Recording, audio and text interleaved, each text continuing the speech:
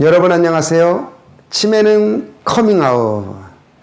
자, 오늘은 고령화 시대 이 직업이 뜬다 라는 주제를 가지고 1편과 2편으로 나누어 가지고 살 테니까 두 편 다 꼭 보시면 아마 도움이 되지 않을까 생각이 되어집니다. 자, 지구상에 가장 출산을 저출산하는 나라, 가장 빨리 고령화가 되는 나라, 어느 나라도 걸어가 보지 않은 그 길을 지금 우리가 걸어가고 있습니다. 그래서 이 고령화라는 단어가 저도 제 가슴까지 오는데 시간이 제법 걸렸어요. 아마 여러분들도 오늘 이 시간을 통해서 제가 조금이라도 좀 한 발짝이라도 고령화가 여러분 가슴에 갈 수 있도록 함께 이야기를 해보고자 합니다. 자, 2028년이 되면 우리는 인구가 감소한다라고 얘기합니다. 그러면 여러 가지 문제가 나오겠죠. 그 중에 요즘 뜨고 있는 부동산 이슈 한번 말씀드려 보겠습니다. 자, 앞으로 인구가 줄면 부동산은 올라간다, 떨어진다? 그 퀘스천 마크 드리겠습니다. 또 하나, 우리가 100집이 살고 있다면 그 집에 혼자 사는 1인 가구가 38명이에요. 2인 가구가 23명입니다. 그럼 벌써 그죠? 혼자나 둘이 사는 사람이 절반이 넘었죠. 이건 점점 더 늘어날까요? 줄을까요? 그렇죠? 요즘 어르신들한테 여쭤보면 혼자나 둘이 살면 몇 평대가 편하십니까? 그러면 10평대, 20평대 이야기합니다. 그럼 앞으로 큰 집들은 어떻게 될까요? 그것도 한번 여러분들이 큐션으로 고민을 좀 해보시길 바랍니다. 자, 또 갑니다. 앞으로 40년이 지나면 2명 중에 하나가 65세 이상이다. 데이터를 좀 구체적으로 볼게요. 자, 지금 우리나라는 100명이 살고 있다면 65세 이상이 15명, 20년이 지나면 34명, 그리고 40년이 지나면 거의 2명 중에 1명이 뭐다? 65세 이상이다. 자, 그러니까 제일 시급한 게 뭐예요?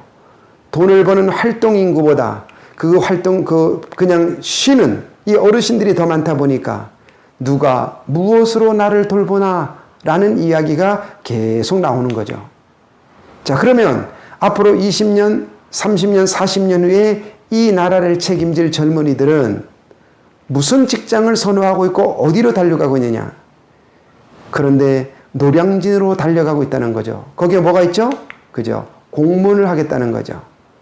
그래서 공무원을 하겠다고 40만 명이 몰려들고 있는데 그러다 보니까 자, 공시생 40만 명, 수험생 50만 명, 이 나라 산업은 누가 끌고 가냐? 내 알 바 아냐? 이런 것들이 계속 언론에서 나오게 된다는 거죠.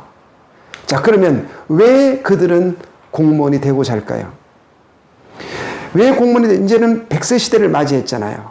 그러다 보니까 이제 안정적인 직업을 선택하는 거죠. 공무원을 가면 내가 100살을 가든 200살을 가든 연금이라는 파이프가 꾸준히 내 생을 책임져 주기 때문에 그 안정을 요즘 젊은이들이 선택했다는 거죠.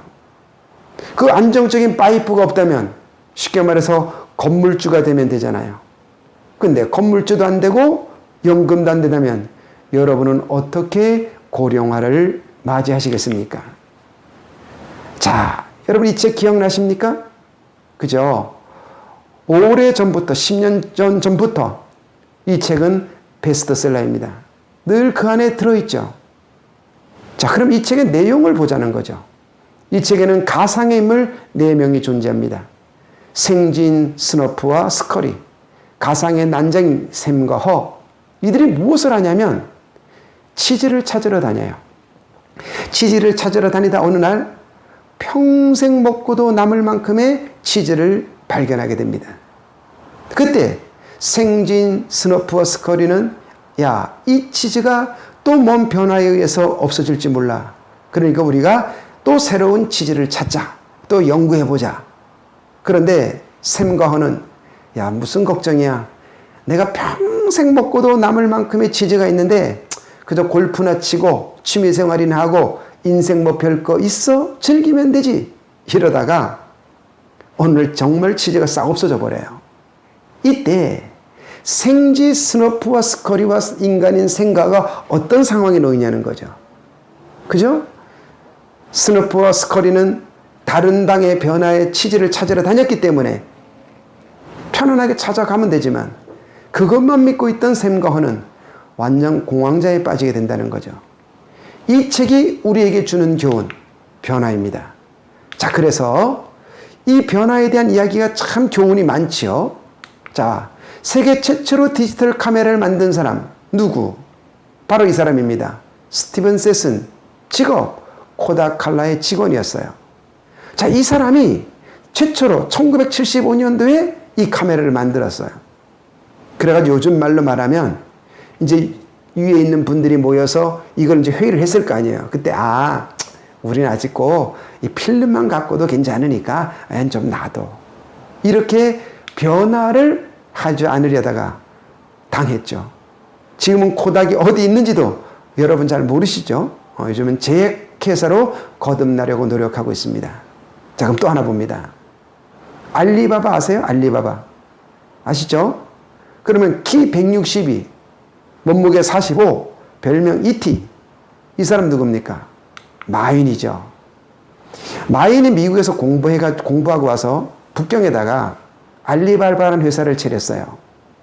그리고 직원을 17명을 뽑았습니다. 근데 마침 2000년도에 손정희 회장이 중국에 들어가서 투자를 하려고 많은 젊은 기업가들한테 쉽게 말해서 설명회를 들어요. 그때 마윈에게 떨어진 시간은 10분간의 발표였습니다. 근데 마윈의 발표를 6분을 듣고 손정희 회장이 스톱을 하면서 그죠? 6천만 불을 투자하겠다고 이야기를 해요. 그러니까 너무 많다. 그래서 2천만 불을 투자를 받고 나중에 다시 6천만 불을 투자를 받았다는 이야기가 나오고, 그리고 손정희 회장은 이 투자를 한 회사를 갖다가 미국에 상장을 해서 그죠? 지분 33%를 갖고 지금은 175조의 시가를 가지고 있습니다. 이건 무슨 뜻이죠? 손정희 회장이 알리바바라는 그 변화를 읽은 회사를 찾아서 투자했다는 것. 그 변화를 읽었다는 거죠. 이게 중요한 부분이죠. 자, 또 하나. 그러면 이제 우리는 많은 변화의 쓰나미가 어디? 대한민국은 물론이와 전 세계를 지금 돌아다니고 있습니다. 그 첫 번째 쓰나미가 뭐냐면 글로벌 쓰나미예요. 미국산 자동차를 뉴욕에 사는 거하고 서울서 사는 거하고 어디가 더 비싸요? 서울이 더 비싸죠? 이유는 관세 때문에. 자, 따라서 앞으로 우리는 여러분의 FTA, 자유무역협정이라는 것이 있죠. 자, 이것이 이루어지게 되면 이제 관세 절벽이 무너져 버립니다. 그럼 우리는 미국산 자동차와 싸워야 되고, 지금은 뭐 농산물 이런 데 있지만은 앞으로 모든, 미국뿐만이 아니죠. 일본하고도 중국하고도 유럽하고도 아세안하고도 모두 뭐예요? FTA를 맺어야 돼요. 우리만 또다시 세국 정책을 할 수는 없잖아요. 자, 그러면 이 글로벌 쓰나미를 어떻게 준비하느냐에 따라서 우리는 큰 쓰나미를 만나게 될 겁니다. 자, 두 번째 쓰나미, 즉 4차 산업혁명 쓰나미입니다. 자, 여러분, 자, 1차, 2차, 3차 산업혁명에 대해서, 자, 1차 산업혁명이 뭡니까? 1차는, 그죠? 동력혁명이죠. 2차 산업혁명은요? 전기혁명이죠. 미국의 포드 자동차가 컨베인 벨트를 만들어서 대량 생산을 해서 가격을 떨군 거. 이게 2차 산업혁명이죠. 1870년도. 그럼 3차 산업혁명은 뭐죠?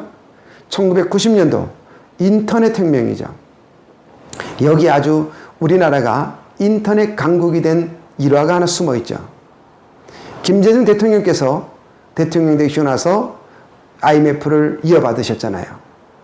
그리고 나서 일본의 최고 부자인 손정희 회장한테 전화를 겁니다. 와서 나하고 점심 함께 하자고. 그러니까 손정희 회장이 친구 하나 있는데 데려가도 됩니까? 그러니까 데려오라고.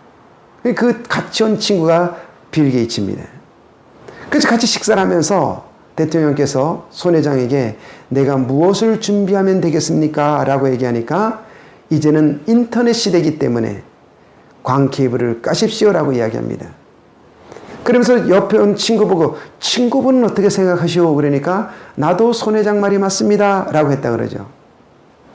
그러면 두 분이 말이 맞다면 내가 이것을 실천에 옮기겠소. 그런데 김대중 대통령보다 그 두 사람이 더 놀랬다잖아요. 왜? 속전속결로 진행하는 걸 보면서. 그러면서 대한민국 초중고등학교에 인터넷이 깔리면서 오늘 이제 우리는 인터넷 강국이 된 이유가 거기 하나 숨어 있는 겁니다. 자, 그것이 뭐예요? 3차 산업혁명이에요. 그럼 4차 산업혁명은 뭡니까? 자, 문재인 대통령이 작년 7월 4일 날 또 손정혜 회장을 불렀어요. 그리고 내가 무엇을 하면 좋겠냐 그러니까 뭐라고 얘기했습니까? 첫 번째도 4차 산업혁명, 세 번째도 4차 산업혁명, 세 번째도 4차 산업혁명이라고 그랬어요.